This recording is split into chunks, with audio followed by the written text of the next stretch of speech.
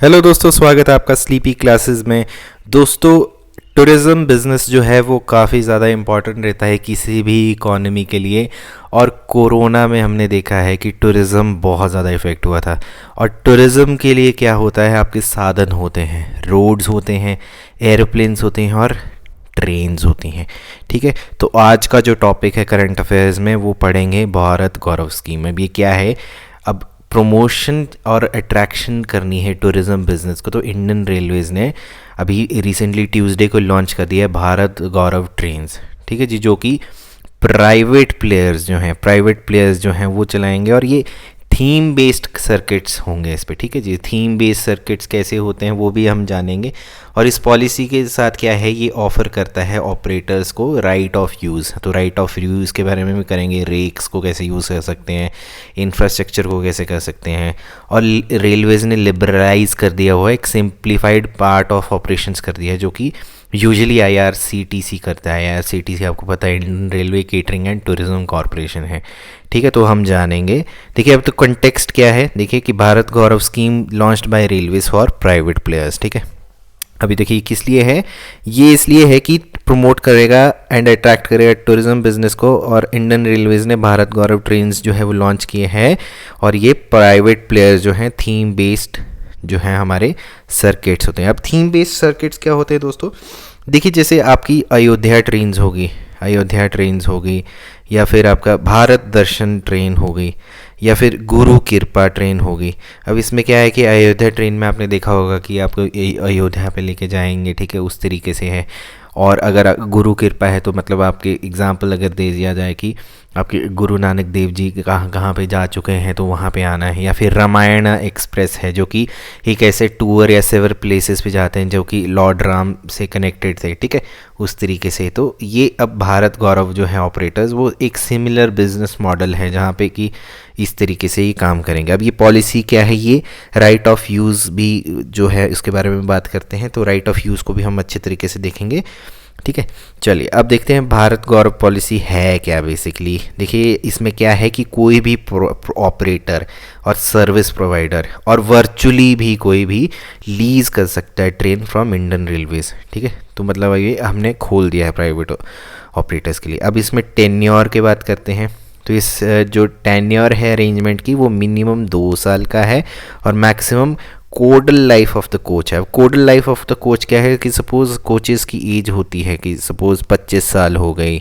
ठीक है, एक कोच जो होती है, कोच का मतलब होता है जो डिब्बा होता है, सरल भाषा में कहें उसके हिसाब से वो बात कर रहे हैं। तो कोडल लाइफ ऑफ कोच के हिसाब से भी है, तो मिनिमम 2 साल और मैक्सिमम कोच की लाइफ के हिसाब से। अब ऑपरेटर के पास क्या क्या फ्रीडम रहेगी। ऑपरेटर ने सपोज़ कोई थीम बना दी हुई है, गोवा की थीम बना दी हुई है। ठीक है, तो उसके पास रहेगी कि कौन कौन से रूट से वो ले जा सकते हैं। ठीक है, अगर सपोज़ दिल्ली से गोवा का है तो वो रूट डिसाइड कर सकते हैं, कहाँ कहाँ रुकेगी उसके हैं। सर्विसेज कौन कौन सी प्रोवाइड करनी है वो भी वो डिसाइड कर सकते हैं। और सबसे इम्पॉर्टेंट टैरिफ की, इसका कितना रेट होगा वो इसको डिसाइड कर सकते हैं। ठीक है, और कोई भी अप्रोच कर सकता है इंडियन रेलवेज़ को। और कितने कितने हमारे 3033 कन्वेंशनल इंटीग्रल कोच फैक्ट्री जो डिज़ाइन कोचेज़ हैं, जो कि ईयर मार्क किए गए इसी सेगमेंट के लिए। ठीक है, जैसे आप ये देख सकते हैं, ये ट्रेन है हमारी एक, ठीक है, इसी सेक्शन के लिए है, उसमें है। और हर ट्रेन में क्या है, 14 से 20 कोचेज़ होंगे, जिसमें कि 2 गार्ड कोचेज़ भी होंगे। जैकेट गार्ड कोचेज़ क्या होते हैं, जैसे यहाँ पे अगर लास्ट में हो गया या स्टार्टिंग में हो गया, ताकि प्रोटेक्शन भी बहुत ज़्यादा ज़रूरी है। ठीक है, और इसमें सिर्फ प्राइवेट प्लेयर नहीं है, आप स्टेट भी जो है वो भी कर सकता है। ठीक है दोस्तों, और ट्रेन्स जो है वो ऑर्डिनरी ट्रांसपोर्ट के हिसाब से नहीं यूज़ किया जा सकता। ठीक है, अब ऑपरेटर को ये भी है कि एंड टू एंड और कॉम्प्रेहेंसिव सर्विसेज, जैसे होटल स्टे है, लोकल अरेंजमेंट है, अगर टैक्सीज़ का है, मतलब जो कहते हैं ना कि पूरा पैकेज देते हैं टूर एंड ट्रैवल्स वाले। ठीक है, उस तरीके से है।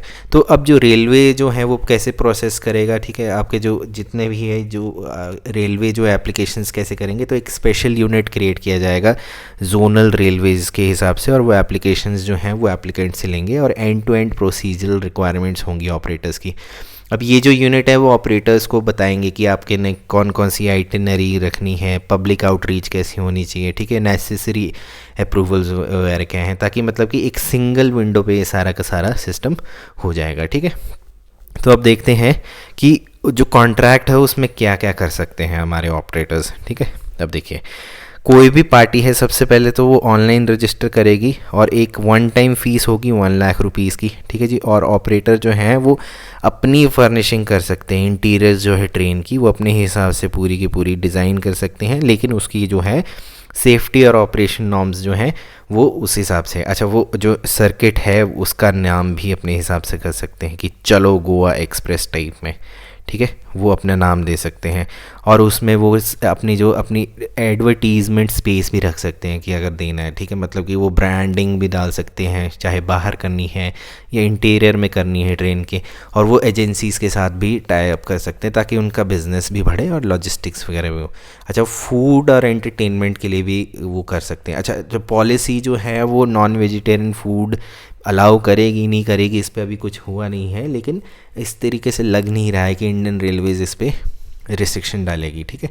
तो इसका बेसिक जो एम है पॉलिसी का वो ये है कि ऑपरेटर जो है कंप्लीट फ्रीडम दे टू रन द बिजनेस, ठीक है। अब जो पैरामीटर स्कीम के हैं वही देखिए, साइट सीइंग भी डालेंगे इसमें, फूड आ गया, लोकल ट्रांसपोर्ट हो गया, ठीक है जी, और ऑन बोर्ड एंटरटेनमेंट भी आ गया, ठीक है, जिस हिसाब से है।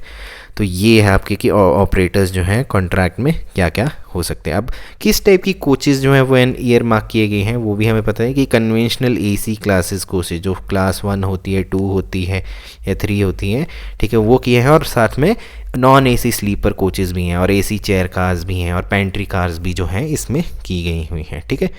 तो इसका जो एज ग्रैप देखा जाएगा तो 15 से 20 साल की जो पुरानी है और 20 से 25 साल तक की, इतने में आपकी जो कोचेज़ हैं वो चल सकती हैं। और आपको पता होना चाहिए जो हमारी कोचेज़ होती हैं वो 35 साल के बाद रिटायर हो जाती हैं, मतलब कि कंडम हो जाती हैं, ठीक है।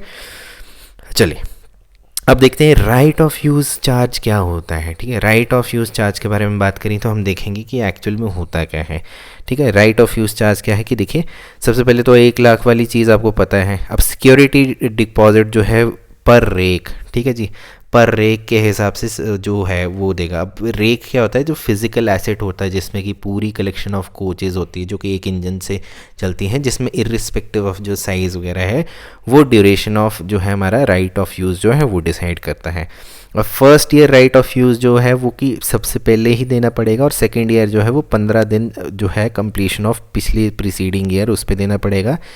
और the yearly right of use charge एक एसी कोच का है जो 3.5 से लेके 1.4 lakh depending upon class and age के हिसाब से होगा।